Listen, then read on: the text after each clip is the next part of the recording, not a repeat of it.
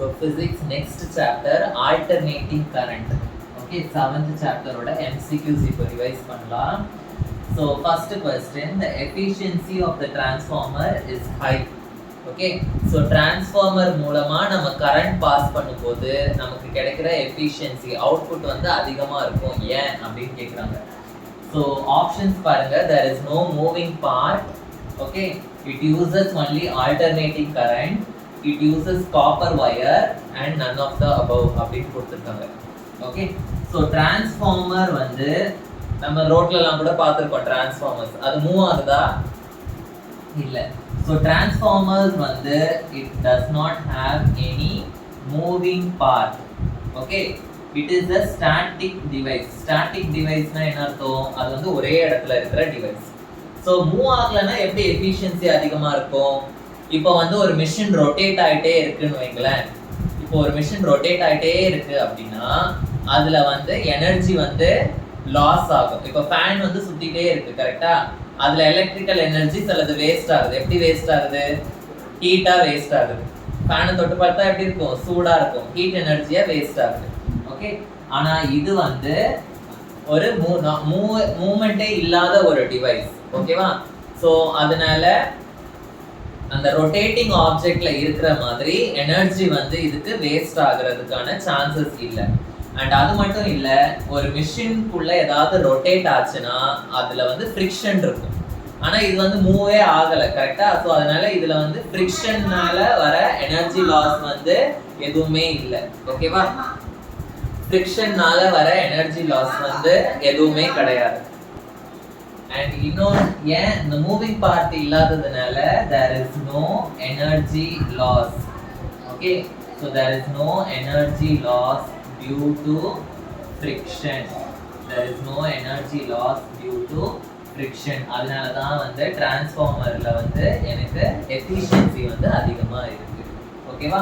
So next question. Option A வருது. ஆமா, there is no moving part. Option A is the right answer. Next question, ரொம்ப ஒரு சிம்பிளான question. Which will increase in a step down transformer அப்படினு கேக்குறாங்க. So step down transformerல which will increase? voltage ah, current ah, power ah, current density ஆ? ஓகேவா? So உங்களுக்கு வந்து transformerல நீங்க படிச்ச ரிலேஷன் என்ன அப்படினா Vp by Vs is equal to Is by Ip. Vp by Vs is equal to Is by Ip. அப்படின்னா என்ன அர்த்தம் அப்படின்னா வோல்டேஜ் டிரான்ஸ்ஃபார்மர்ல ரெண்டு காயில் இருக்கும். டிரான்ஸ்ஃபார்மர் உங்களுக்கு தெரியும்னு நினைக்கிறேன். இந்த மாதிரி ஒரு லேமினேட்டட் கோர் இருக்கும். இந்த சைடு ஒரு காயில் இருக்கும், இந்த சைடு வந்து ஒரு காயில் இருக்கும். கரெக்டா? இப்படிதான் இருக்கும் டிரான்ஸ்ஃபார்மர். ஸோ ஒரு காயில வந்து நம்ம பிரைமரி காயில் அப்படின்னு சொல்லுவோம், இன்னொரு காயில வந்து நம்ம செகண்டரி காயில் அப்படின்னு சொல்லுவோம். ஸோ விபினா voltage in the primary coil divided by voltage in the secondary coil. Okay, voltage in the primary coil divided by voltage in the secondary coil. இங்க பாருங்க, current in the secondary coil divided by current in the primary coil. Current in the secondary coil divided by current in the secondary coil. Okay வா? So இந்த relation படி நீங்க பாத்தீங்கன்னா இங்க வந்து voltage இந்த பிரைமரி காயில் நியூமரேட்டர்ல இருக்கு, ஆனா கரண்ட் இந்த பிரைமரி காயில் வந்து எங்க இருக்கு? டினாமினேட்டர்ல இருக்கு. ஸோ இதை வச்சு நான் என்ன சொல்லலாம்? வோல்டேஜ் இந்த primary coil is inversely proportional to current இந்த பிரைமரி காயில் அப்படின்னு சொல்லலாமா? சப்போஸ் நான் இந்த வோல்டேஜை இன்க்ரீஸ் பண்ணேன்னா எனக்கு என்ன ஆகும்? கரண்ட் வந்து டிக்ரீஸ் ஆகும்.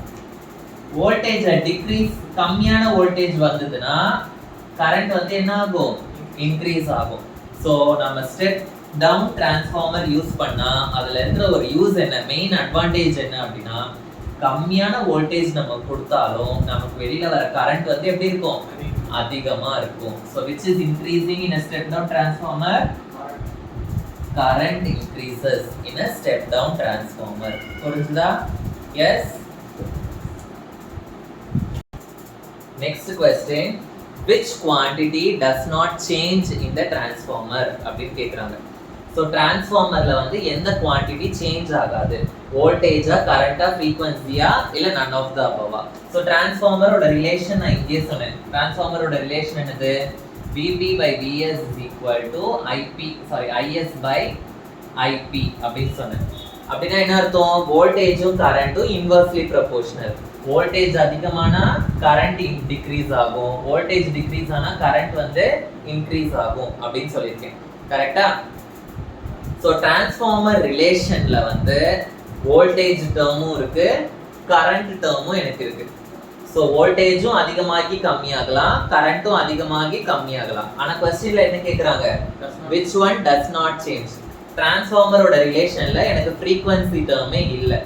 ஸோ அதனால ஃப்ரீக்வன்சி எப்பவுமே என்ன ஆகாது, சேஞ்ச் ஆகவே ஆகாது. ஓகேவா? ஸோ இந்த டிரான்ஸ்ஃபார்மரோட ரிலேஷன் வந்து it is independent of frequency, it does not depend on frequency. அதனால ஃப்ரீக்வன்சி தான் does not change in the transformer.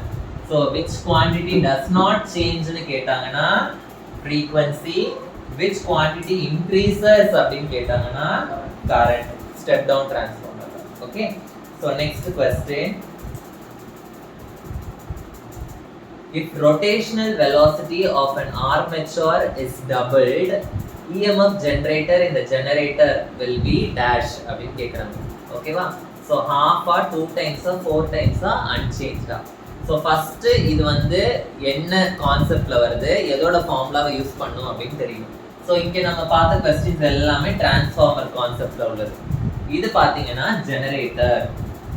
Okay, இது வந்து ஜெனரேட்டர் கான்செப்ட்ல உள்ள கொஸ்டின். ஓகேவா?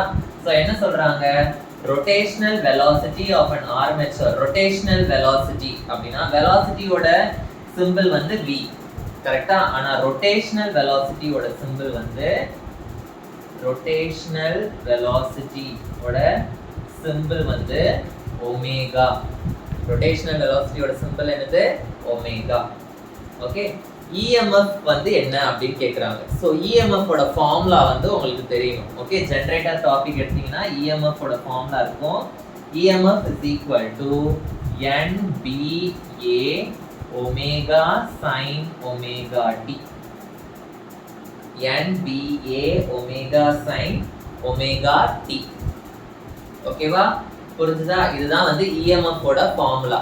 இப்போ என்ன சொல்றாங்க இந்த क्वेश्चनல, ரொட்டேஷனல் வெலாசிட்டி. ரொட்டேஷனல் வெலாசிட்டினா என்னது, ஒமேகா. இந்த ஒமேகா வந்து டபுள் பண்ணனும்னா, ஒமேகாவை டபுள் பண்றோம்னா என்ன அர்த்தம், ஒமேகா வந்து 2 ஒமேகாவா ஆச்சுனா, அதாவது டபுளா ஆச்சுனா EMF என்ன ஆகும் அப்படின்னு கேக்குறாங்க. ஸோ ஒமேகா இருக்கிற இடத்துல 2 ஒமேகா சப்ஸ்டிட்யூட் பண்ணுங்க, என்ன ஆகும், EMF is equal to NBA 2 omega sin omega t. இந்த ஆங்கிள்ல சப்ஸ்டிட்யூட் பண்ண வேண்டாம். ஓகேவா? வெறும் இந்த வெலாசிட்டி மட்டும் இது பண்ணலாம். ஒமேகா tன்றது வந்து ஆங்கிள், அது அப்படியே இருக்கட்டும். ஓகே, இப்போ இந்த 2 ஃப்ரண்ட்ல எடுத்துட்டு வாங்க, என்ன ஆகும், 2 into NBA omega sin omega t. ஓகேவா? இது வந்து nothing but நமக்கு டபுள் ஆகிறதுக்கு முன்னாடி இருக்கிற EMF. ஸோ எத்தனை டைம்ஸ் இன்க்ரீஸ் ஆகுது, 2 times இன்க்ரீஸ் ஆகுது. So my answer will be option B. ஓகேவா? புரிஞ்சுதா? ஸோ the remaining things வந்து we will continue in the next class.